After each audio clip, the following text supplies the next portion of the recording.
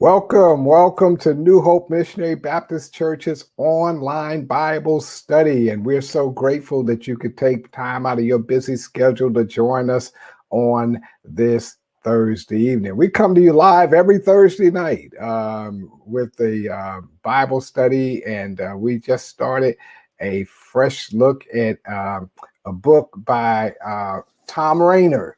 And the book is entitled The Post Quarantine Church. All right. And that's what we're going to be taking a deep look at today. The post quarantine church, 6 urgent challenges and opportunities. So we got started last week taking a look at Tom Rainer's book, which is really going to become kind of like the document that churches and nonprofits are going to be looking at as they look to come out of this pandemic. Now, we need to be honest and clear that churches are in different places. Everybody is not reopened. For example, New Hope is not yet totally open the building, but as we have been saying since day one, the church is open, but the building is closed. And we interpret that to mean that you and I are the church. And the church is not brick and mortar, but it is those band of baptized believers in Jesus Christ. So welcome aboard. If this is your first time joining us, we want to say thank you so much for joining our Bible study. Now, let me give you some ground rules to help you with how we do things here. We do our Bible study, we kind of depend on you, the listener, the viewer, to chime in with your comments, to let us know where you're at. You know, give us an amen, give us a like, give us a share with some friends. But how we react and how we relate to each other is we do that through the comment field. And you can find the comment field on whatever platform you're on. We happen to be on Facebook and YouTube. And right below, under this feed, is a field where you can type in your comments. So we do give opportunity by raising questions and trying to get some dialogue where you will, if you want to, have room to respond. So thank you again for joining us. So let us get into it, okay? So here we go. The book is The Post Quarantine Church. And there it is up close in case you want to pick it up. It is a really, really small book, but don't let its size fool you. It's a little bit over 100 pages and chock full of vital information for any church. So you church leaders, get a hold of it. We're pushing it everywhere we go. The post-quarantine church, okay? And today we're going to be talking about, in the book, challenge number 1. He lists 6 challenges. We're going to look at the first challenge. And challenge number 1, Tom Rainer talks about in the book, is gather differently and better. That's the challenge. How do we gather differently and better? Okay, so that's our focus for tonight. Okay, so we do have a scripture to help us to get started and get grounded in this passage, okay, in this particular study. Okay, so our scripture for tonight is from the book of Hebrews, chapter number 10, verses 24 through 25. Okay, so we're glad to see you join us, and we're hoping and praying that everything is well with you and your family and everything is good at your house. Okay, now here's the scripture. I'm going to make it larger because some of you may be on your cell phone, and here it is. Okay, all right.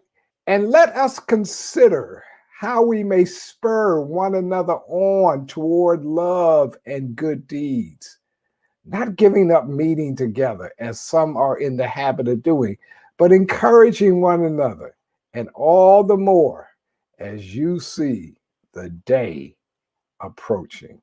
Okay, that chapter 10 of Hebrews is a good chapter to read when you got some extra time. And I want you to think about from chapter 10, verses 22 to 25.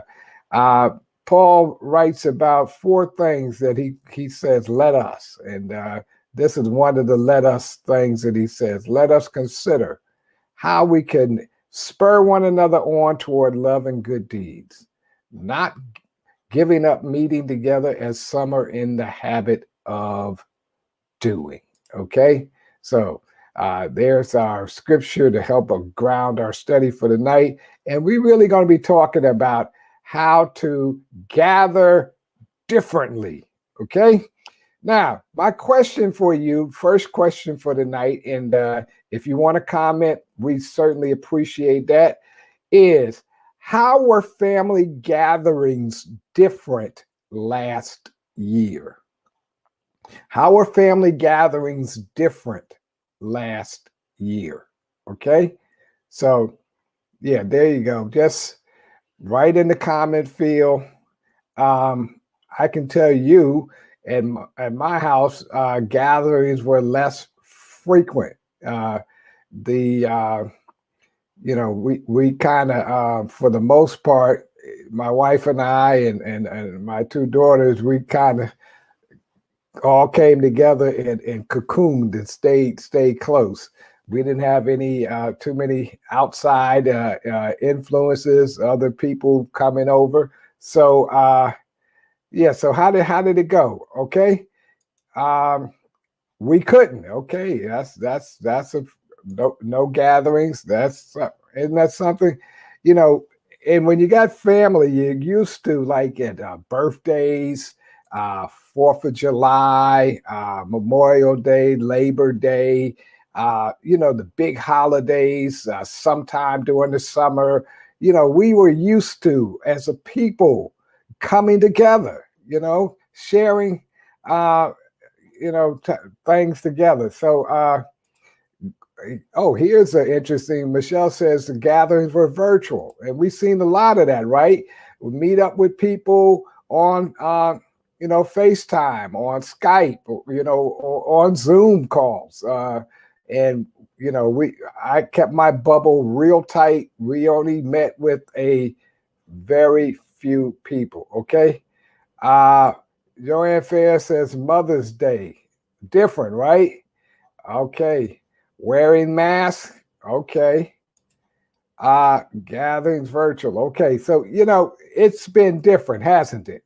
Okay. I think most people will admit that this past year was different. My daughter, my oldest daughter has a birthday in May. And what was significant about it is some of her friends came over from Philly. And their idea of coming over to celebrate her birthday with her were to come over in their car and drive by the house and wave and shout happy birthday. We convinced them to get out the car, and they social distanced in the backyard. It was nothing like I'd ever seen before in my life. Okay. Um, you know, Everybody was careful not to touch anybody, had mask on. It was something out of a sci-fi movie. Okay. So Betty Gilliard said only on Sunday, and that was just for some family members. Okay. Basically, if you weren't in my bubble, Brenda and I, we didn't get to see you at all. We didn't get to do that. Okay. So family gatherings, very different last year. Okay. Now, I'm going to warn you about some of the content that I'm about to share with you. It may be disturbing. I have to give that warning out front. So I'm going to give you a series of photographs and pictures. And I want you at the end to tell me what is the common feature. Okay, did you get that? I'm going to show you a series of photographs, pictures, of clips, and I want you to tell me at the end what is the common feature. Okay, are you ready? Okay, so I'm gonna make my screen big. Now I'm still here. I'm still here. You might not be able to see me, but I'm still here. Okay, I'm gonna put the picture up. I'm put the picture up for about 2 seconds each. And I want you at the end to tell me what all of these photographs have in common. Are you ready for that? Okay, here we go.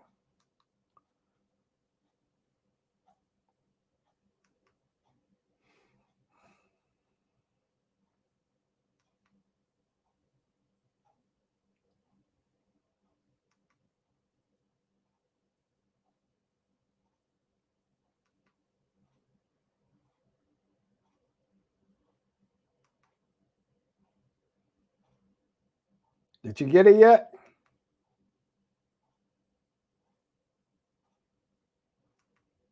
If you get it, let me know. You can write it in the comment field. Oh yeah, I see it. You got it right.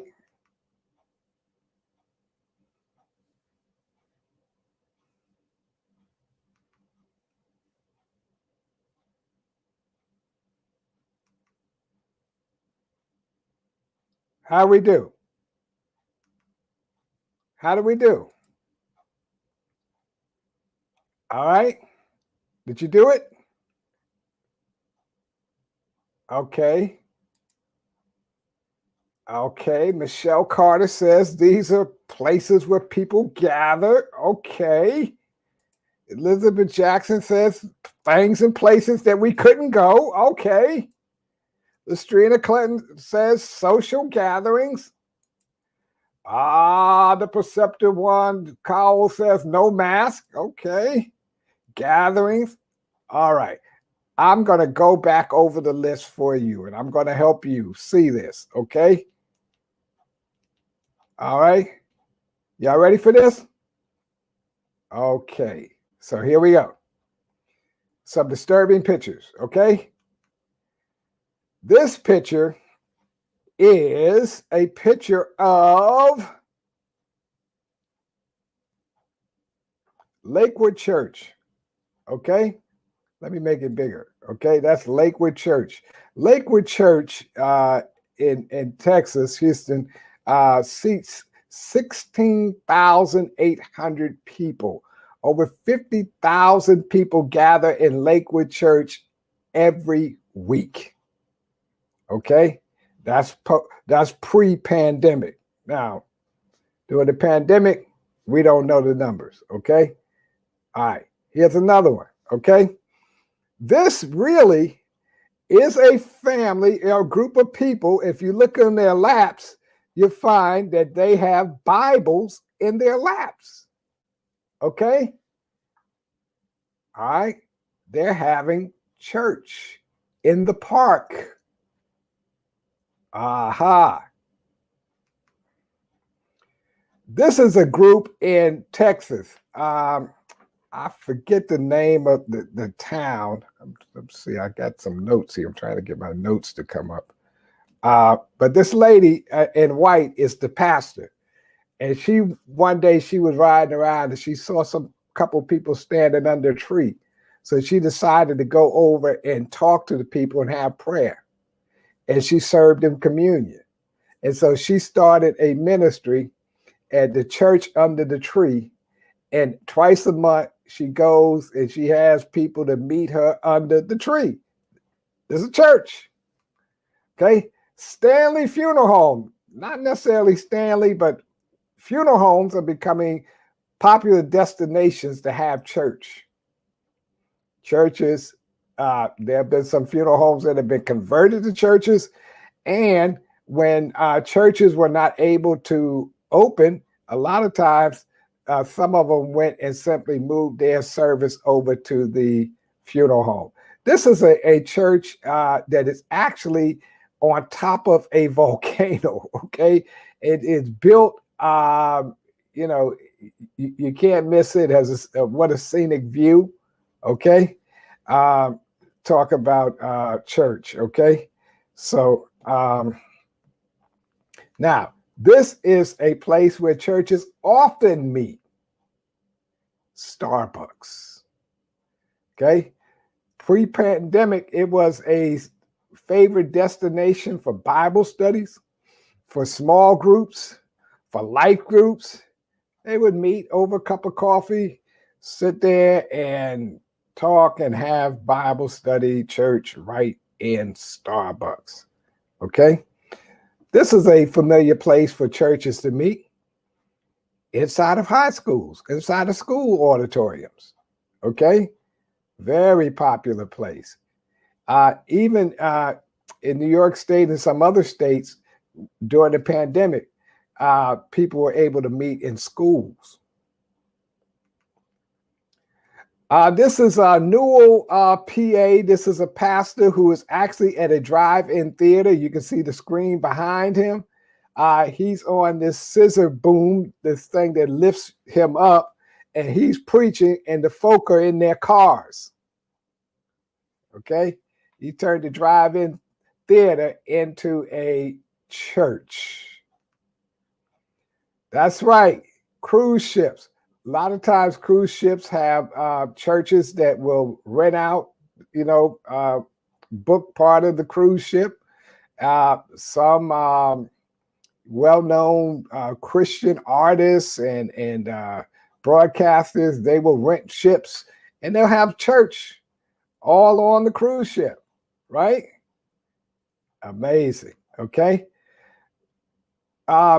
Regal Cinema has a program before pre-COVID where they would rent out their space on Sunday morning to churches, and it was a win-win because the places weren't being used, and the churches needed space, and so they would rent out the auditorium, which was already made, it was already designed, and people could sit in comfortable seating and have service. They have an actual policy for renting out to churches.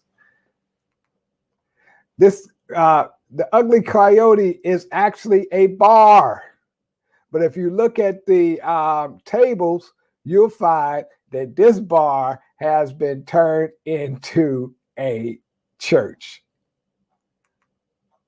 And finally, at home, on the couch, family watching church service. So there you see it. All of these unlikely places have become churches. Okay. Many of us, we only have a one mindset of what a church is, but church can be anywhere people gather. Okay. Thank y'all for staying with me with that, because I know you're like, where in the world was he going with that one? Okay. Now, here's a question. Wherever you are, how many days a week was your church building used during the pandemic? I'm talking about your church building. How many days a week was your church building used during the pandemic? Okay. All right. You can put your response down. Okay. How many days a week was your church building used during the pandemic? Now, we have people who are on watching us from all over the country. Okay. Okay. So we got a respondent that said their church building was used 3 days a week during the pandemic. Okay. 1. Okay. All right. Any others? 0. You know, the interesting, because these folk all go to the same church. We got 1, 2, 3, 0. So here we go. We got a 1, We got a 2, we got a 3, and we got a 0. All right, all right. So, anybody else want to chime in? How many days a week was your church used during the pandemic? Because Tom Rayner makes a tremendous, compelling argument about our churches. Okay. All right. Now, okay. 1, okay. Oh, 0. Okay. Now, let me tell you about New Hope. We're in Jersey City. We're right opposite Manhattan. Um, our church building, and let me clarify, I'm talking about the building, I'm talking about the sanctuary. I know I didn't say that up front, so yeah, throw the bricks at me, go get me. But our church was really opened just once a week during the pandemic, and that was to give out food to the community. Okay, and it was our church garage. We opened it up and made it into a makeshift food pantry. Okay, but it was accessible once a week. Um, During the pandemic, everything was done remotely. Occasionally, recently we had our dancers in the sanctuary filming dance, but for 2020, for the majority of the year, well, all of 2020, we did not go into the sanctuary after March the 8th. Okay, so there were that 9-month period where we did not go in at all, and even in 2021, this year, the praise dancers have been in, but there hadn't been a service there. The prayers, the sermons, all of those things are broadcast remotely. Okay, at people's houses, at their homes, they do all of that. So, um, so the issue is that I'm trying to get you to see is that what the pandemic has done for us and our churches is it has created a new opportunity. Okay. There are some folk who never thought that they would imagine a day when the churches were locked down and were not in use. Okay. Now, because the church was not in use, we have another question to raise. And here is the question: how important is the building to the church? Think about it a minute. How important is the building to the church? All right. Michelle says, Ken Carter says, in my area, my church was only opened on Sundays and Wednesday. Okay, great, great. So the question is, how important is the building to the church?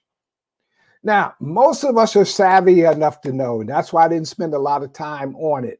But in case you don't know, I want to make it clear to you that the church is not a building.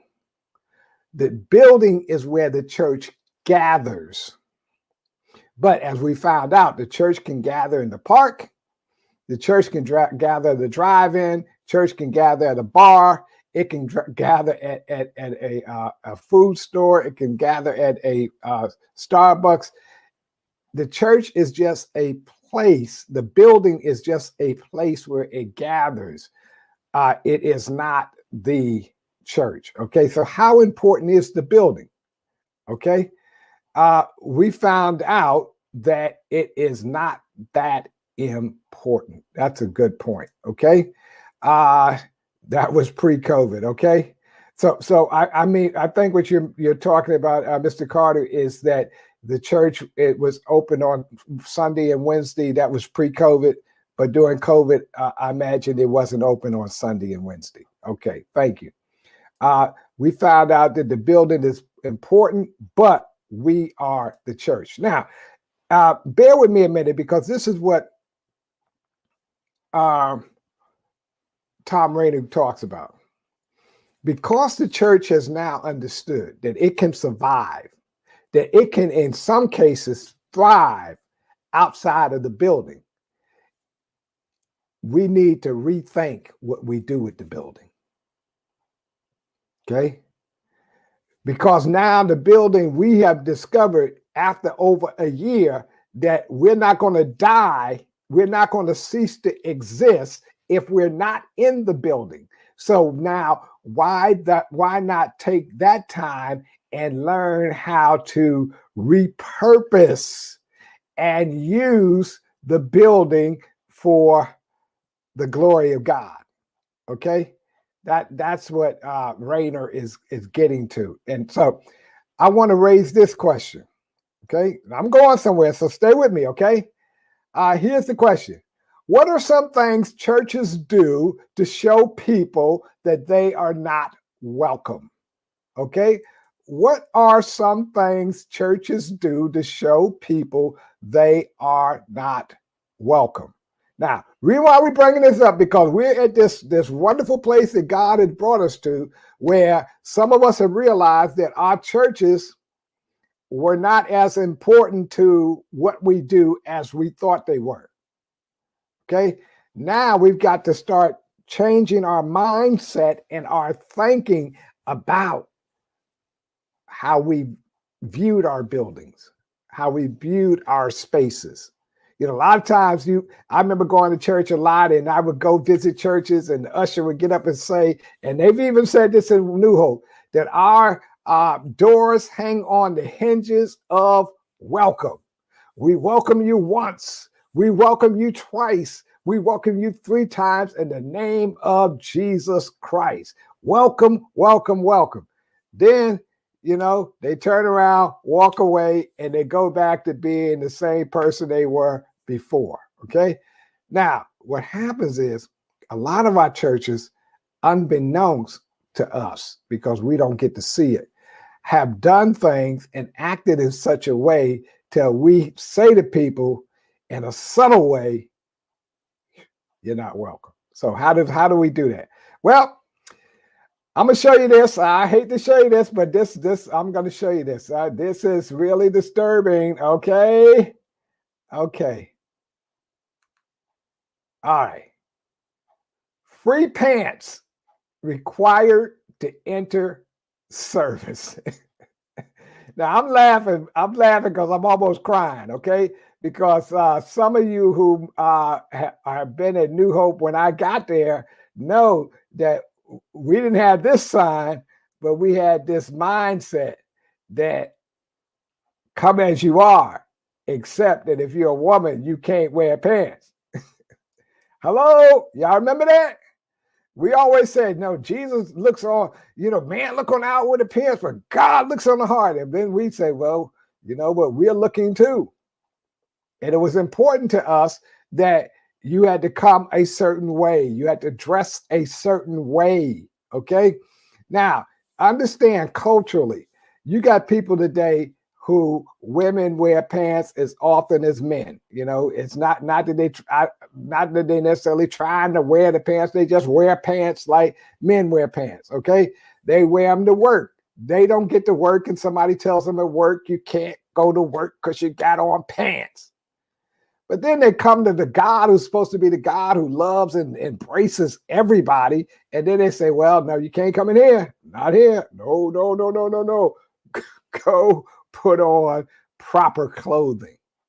And what did that do? That definitely said to some people who may not have had in their wardrobe dresses or skirts. Okay? Hello? People wear what they have, right? We tell them, come as you are, right? But don't come like that, okay?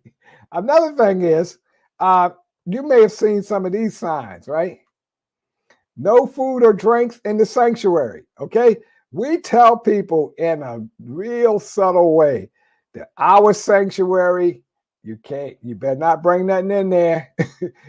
We're going to get the police on you. We're going to get the popo. They're going to get you. You better not bring any food. You sure enough better not bring anything to drink in the church, okay?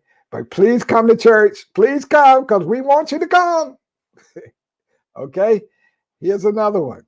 this is an interesting one because this one is really speaking to the culture that we're in right now. You know, this quarantine, this pandemic, this post-pandemic.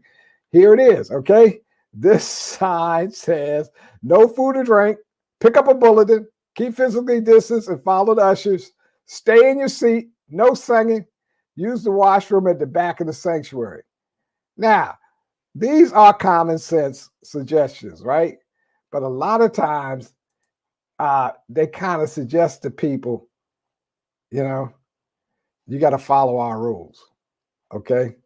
Can you imagine telling somebody today, you know, stay seated, don't sing? I mean, if we tell you, okay, sit in your seat, don't sing, stay physically, some people may start concluding that it's just really church. Or is this just something that you know, they try to make look like church? Okay, uh, you know. So here's another one. Go away. We really don't want you here. Only reason why we do this stuff is because Jesus said do it. But Jesus is not here right now. Right now, I'm the head usher. And if you do come in, you got to sit in the back. Hello? Okay. So here's some things that other people said that we do to show people that they're not welcome. They put mean members as ushers. Delicious Hobson says they show no attention. Elizabeth Jackson says no hospitality. They're not kind. Here's one. Alonzo Perry Jr. says they make visitors stand and make a speech during the service.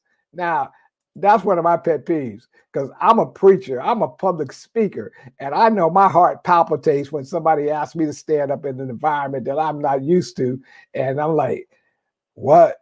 Oh, all we want to know, Reverend, is where you from, who your pastor is, da, da, da, da, da, da, da, da.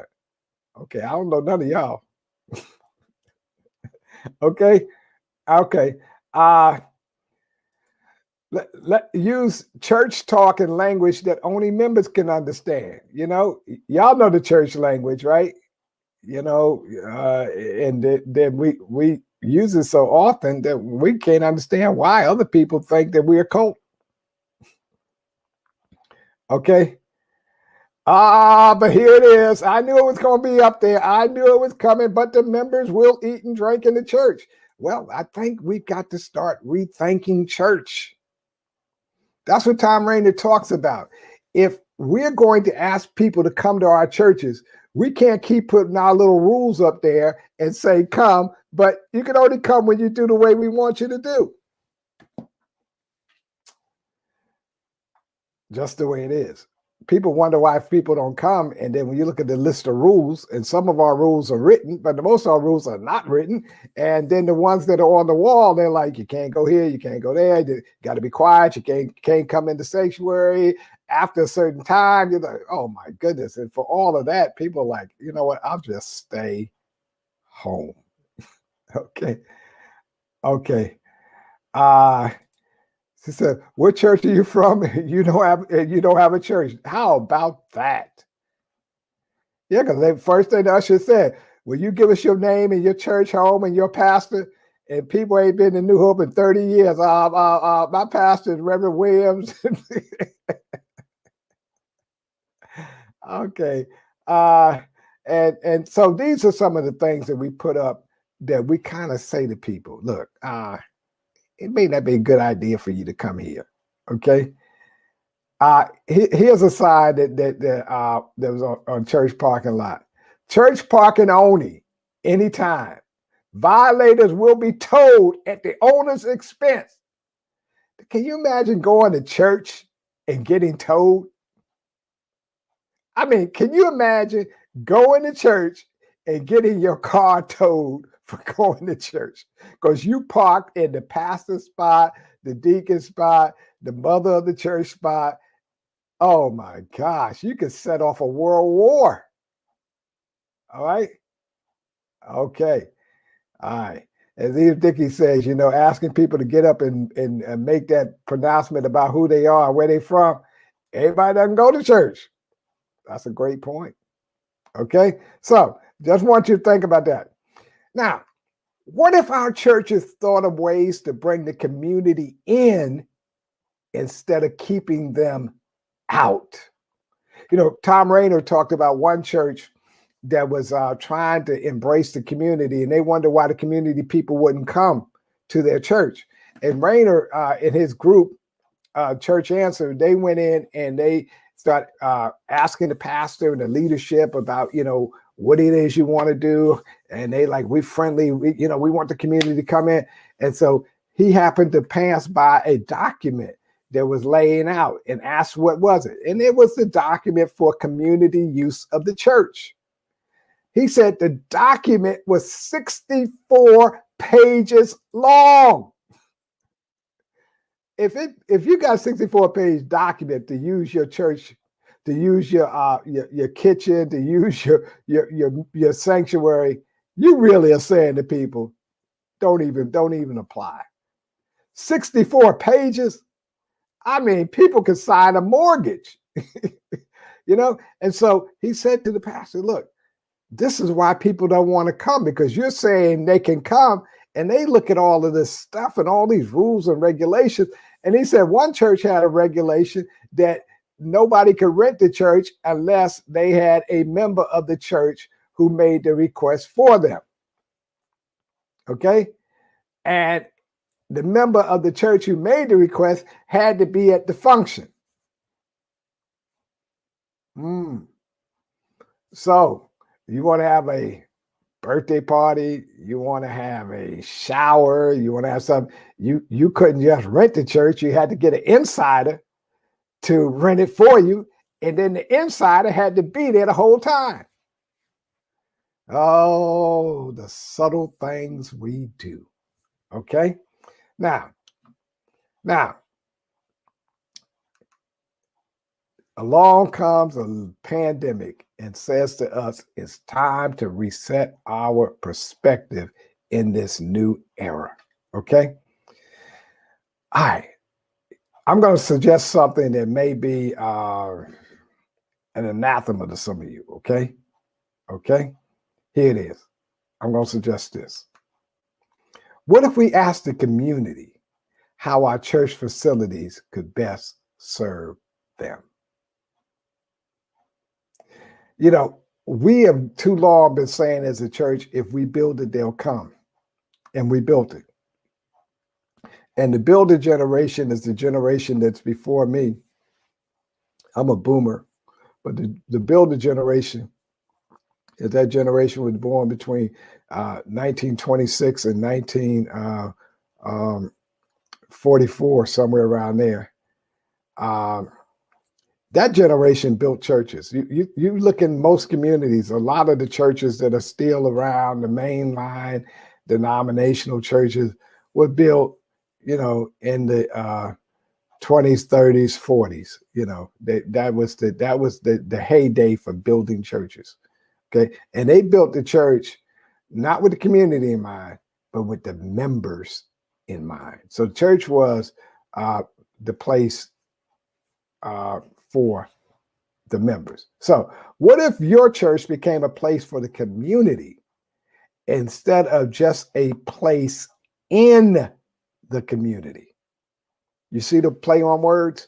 What if the church became a place for the community instead of just a place that was in the community? Now, Tom Rainer makes this point, and I want to make it again, is that most of our churches were vacant during the pandemic. We survived. The church is still there. The pastor is still pastoring. The deacons are still praying. The church is still functioning, okay? It was not open.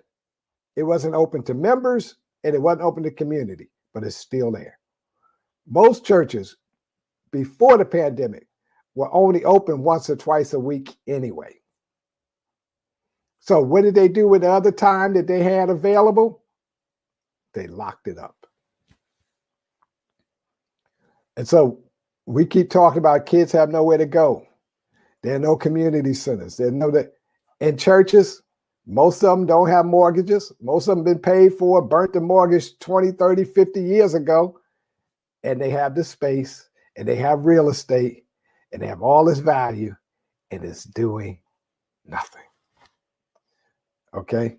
And so the pandemic comes along and what it does, it accelerates everything. It pushes everything on fast forward. Okay. So let's go here. Okay.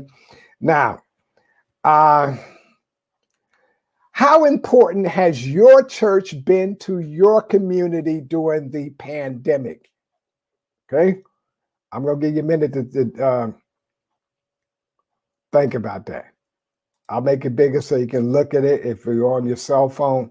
How important has your church been to your community during the pandemic? How important has your church been to your community during the pandemic? You know, I was saying this way before the pandemic ever happened. If your church was to suddenly disappear, would your community know it? And guess what happened? We disappeared. So we got one very important.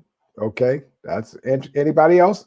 How important has your church been to your community during the pandemic?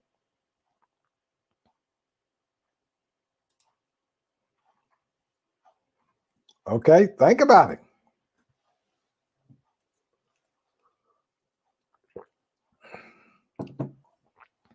All right. So here we go. How we doing? Anybody? Yeah. You know, one of the things that I found out about this book, while I thought it is helpful and it's a valuable resource, it also makes me ask some tough questions. Okay. Very important. We have Bible study 3 times a week and services on Sunday. Okay. All right. That's Delisha, right? Delisha Hobson says, A New Hope, good to me, watching. Okay. Okay. All right. You know, one of the things about the pandemic is that many of our churches experienced a great influx of people when we shut the door. Think about it. When we stopped going inside the building, people started noticing us. I mean, wrap your head around that, okay? The church closes its doors, and now all of a sudden people recognize there is a church. It could be that when our doors were open, they were closed to the community. Now that our doors are closed, many of our churches have become open to the community. Okay? All right. Very good, because we're still serving the community. Okay? The other card, more involvement. Okay? All right. So that's a question we need to think about. Okay? Now, I'm going to talk about 3 thoughts that Tom Rainer raises at the end of this first question, or this first challenge. And the challenge was for us was gather differently and better. So here's the first thought, okay? Think of one innovative way your church could use its facilities. Perhaps something that has never been done before. You know, what one church did, this is coming out of COVID, okay? Church realized that it was dying, that it was disconnected from the community. So what the church did, they started looking at the people who were around the community and realized that the people had needs. So what this particular church did was went out and brought several washing machines and dryers, hooked them up in their basement area, and open them up to the community for people to come in and wash and dry their clothes free. Another church, what they did was they offered a uh, parents' night out 40 days during the year. So like on a Friday night, they would offer to take care of kids while the parents could take time out to be with each other. Okay. Churches thought of things that were like unusual that they could do in the community simply by seeing what the needs are. So I want you to think about it. Think of one innovative way your church could use its building, its facilities, maybe something that has never been done before. So just take a moment and think about how could your church use its great asset, and understand it should not be a problem because guess what? It hasn't been being used. The church hasn't used it, and the church realized that it could get along with it or without it. Okay? So, what one innovative way your church could use its facilities? Perhaps something that's never been done before. I want to hear your response to that. What do you think your church could do with its building that it hadn't done before? Maybe it could help its community. You know, people always need places to meet. People always need, there's a thing here I wanted to show you. A lot of churches are going to 2 or more churches in one location. People finding out during the pandemic that there are a lot of churches that were small, looking for places to worship. And churches realize we got all this space that we're not doing anything with. We don't have a mortgage. We don't need to pay rent, And so they had partnered with churches and said, okay, you can use our space. We all serve in the same Christ. Okay. Anybody come up with an idea? An innovative way your church could use its facility? Perhaps something that's never been done before? I know you're thinking about that, okay? Let me go on to the another point, okay?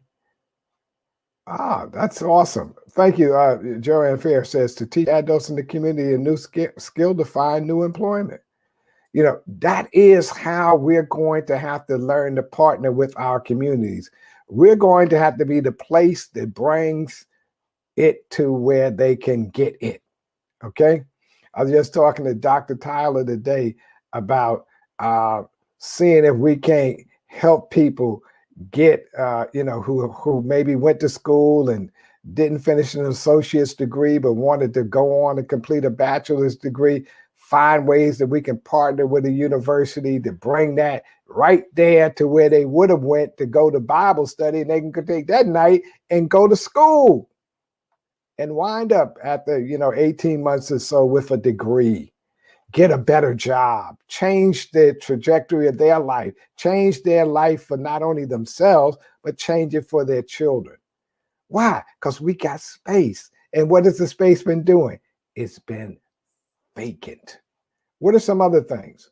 Okay. All right. So we got to start thinking outside the box. All right. People are not going to come to us. We've got to go to where they are. Okay. All right. Elizabeth Jackson, used for daycare for the parents that go back to work. You know what? So Jackson, I'm going to tell you this. Maybe I shouldn't let the cat out the bag, but look, goodness gracious, where did you come up with that idea? Because you must have been reading my notes and eating my lunch. One of the things that the stimulus package has recognized that the first couple stimulus packages did not take into consideration the impact of having children in daycare. Some people were working and paying for daycare. And at the end of the day, they were about net zero. They weren't even bringing home enough money to take care of their family because it was going to the child care providers. And so churches are excellent places to open up their facility and say, here, maybe you don't want to go through the process. Maybe you can get somebody who has a license and say, here, come use my space. Let them create another revenue stream. Let them pay you to use your space. We got to start thinking about stuff. Those are needs that we can meet. Okay. Helping people get their GED. Okay. All right. All right. Awesome. Okay. Now, I'm a point number two, thought number two that he wants us to think about is this. Think of alternative days and times when your church could gather for worship services. Think creatively to reach people you're not currently reaching. You know, churches meet on Sunday at 11 o'clock a.m. I'm going to tell you something about 11 o'clock a.m., okay? They were meeting at 11 o'clock a.m. before I was born. Do you know why churches meet at 11 a.m.? Churches meet at 11 a.m. because our nation was mainly 100 years ago an agrarian economy. What does that mean? Meaning that people were predominantly farmers. They worked on farms. They worked plantations. They worked in fields. So what would happen is the cow had to be milked. The chicken had to be fed. The wood had to be split. All those things, all those chores in the morning had to be taken care of before you could go to church.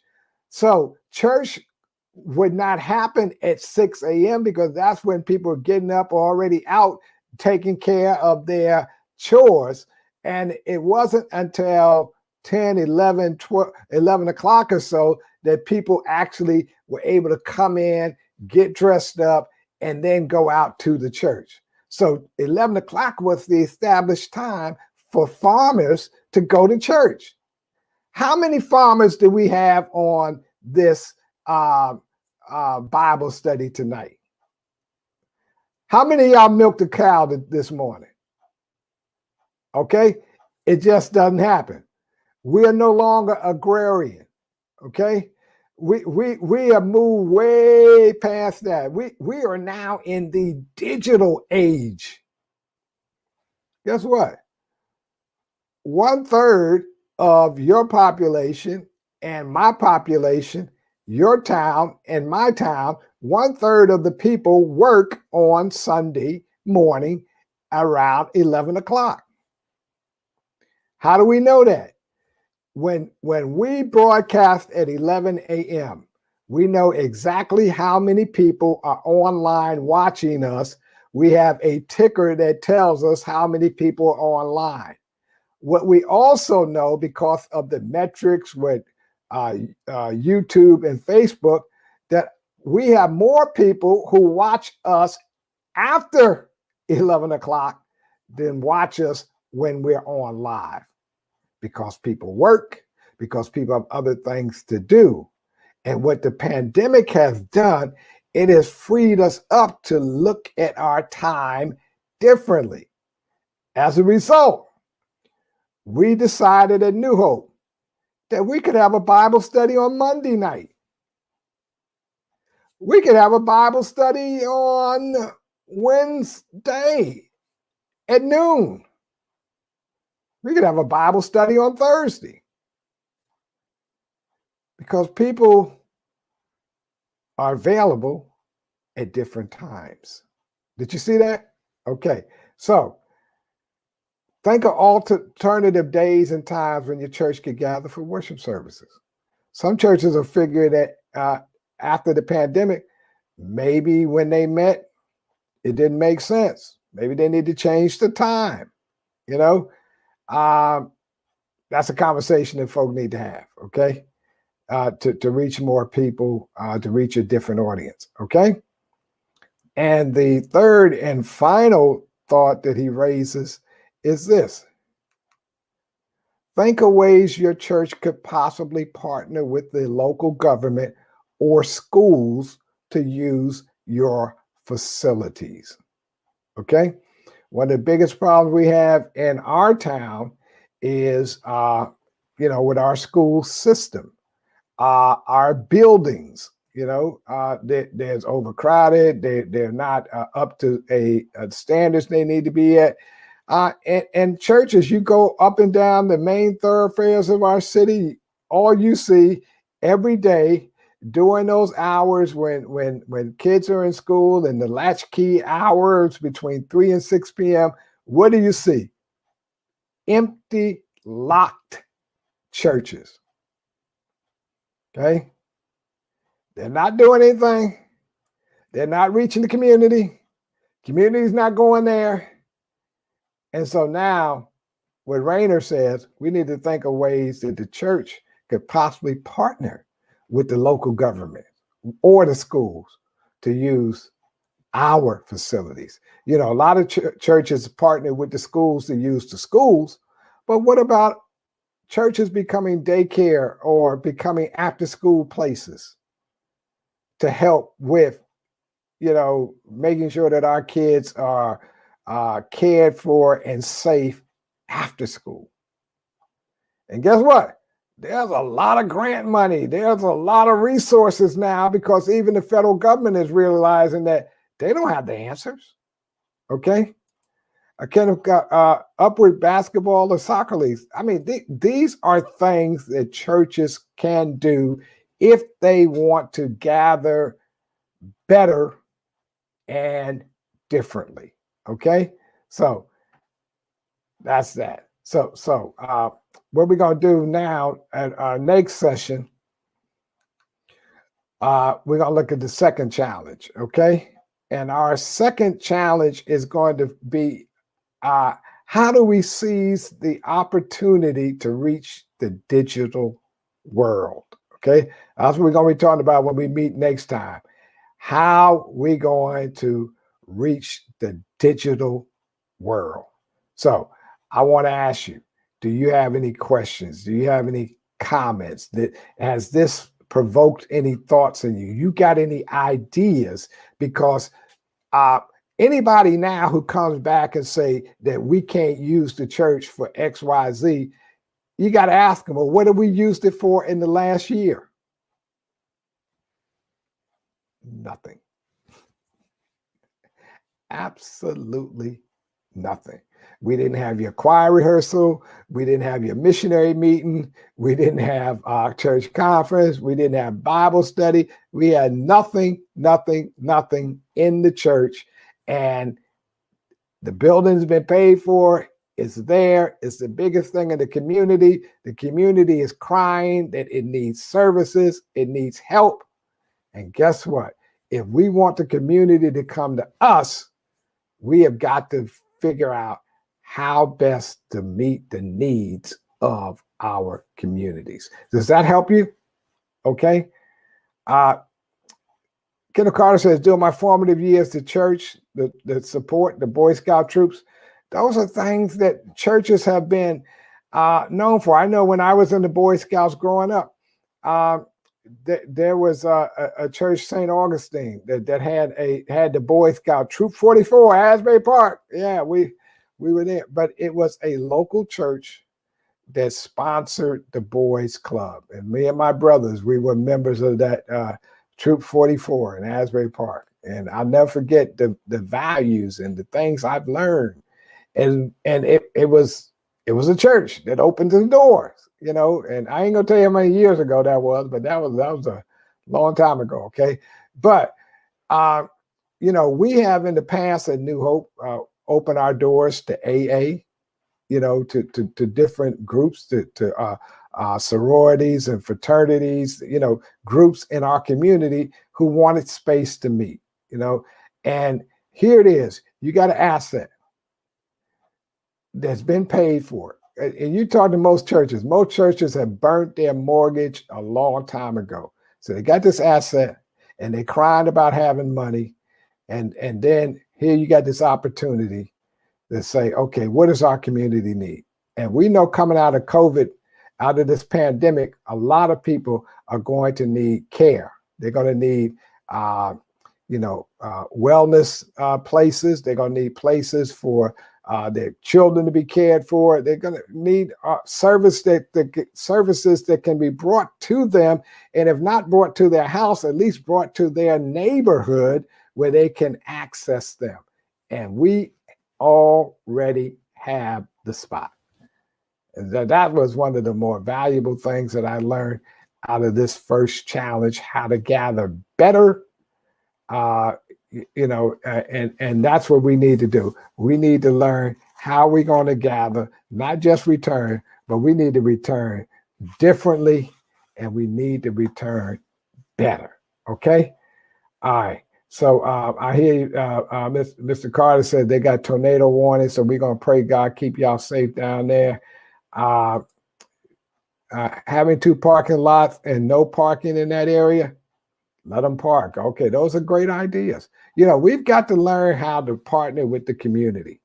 And the more we do it, one of the things, the First Lady, she's on, and every Tuesday we give out food, groceries to 50 families. Okay. And you cannot imagine how impactful that is. People come every week. They are grateful. They are thankful, and they depend on the resources that we provide for them. Okay. And, the pre-pandemic, we weren't giving out anything. And we would say to them, if you want to eat, come in our soup kitchen. But now the pandemic has forced us to close our soup kitchen, and we open up a pantry, and people are saying, hey, thank you. Thank you. That's just one need. Think about all the other things that God calls us to do that you and I could become partners in. Okay. So look, if you have a prayer request, if you have a comment, a question, maybe this has generated some thinking in your mind.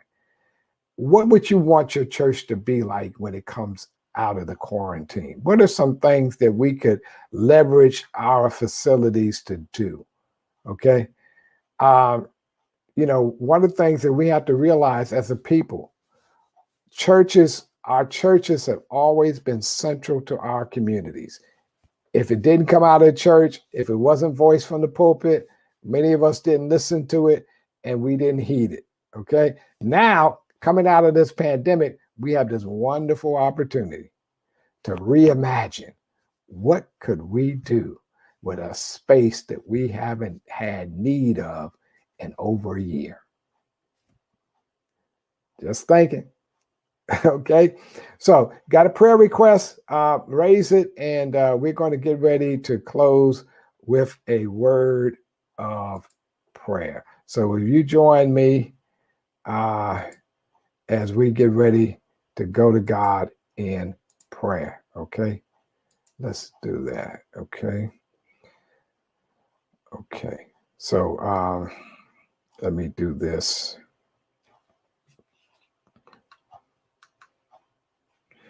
So whatever you're going through, wherever you are, I want to first of all remind you that you're not in this by yourself. The wonderful thing is that God has so ordained that we could come together on a night like tonight from our various homes, from our workplaces, from our cars, wherever we happen to be.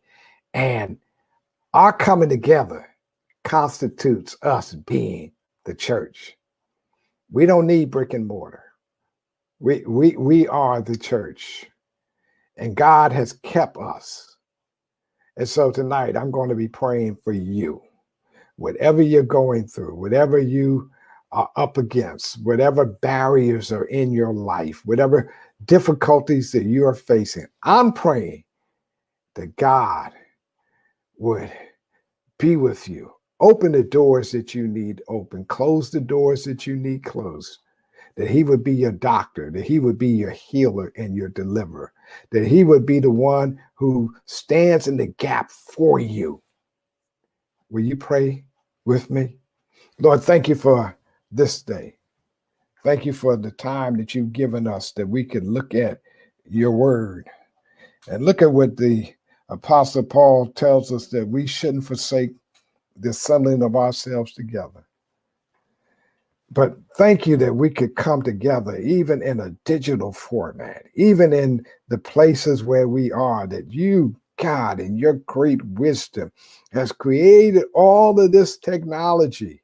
Now we come to redeem it. We come to use it for your glory and for your benefit. Thank you that we as the church, you've called us to go into Jerusalem, Judea, Samaria, and the utmost parts of the world. I ask now that you would bless us. Help us to be lights in our communities.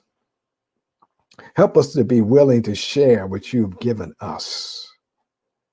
The buildings that have laid dormant and empty and vacant for so long.